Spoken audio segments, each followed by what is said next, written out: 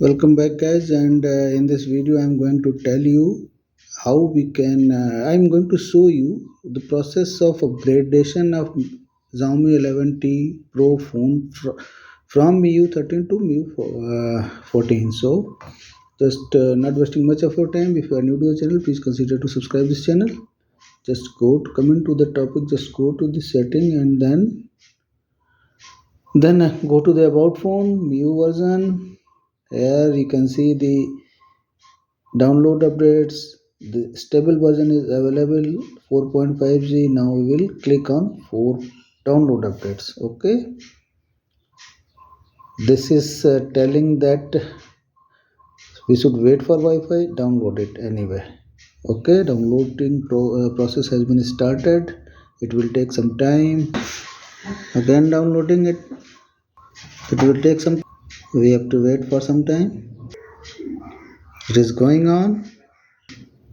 Process is about to complete. 96%, 97%, 98%, 99, and wait for 100. Now it is updating. It will take some time. Updating has been started 2%. Now I will come back when it will be near 99% or 100%. So it has reached to 97%, 98%, 99, and now syncing is going on. It is happening. 46% has been over, and now it has stopped.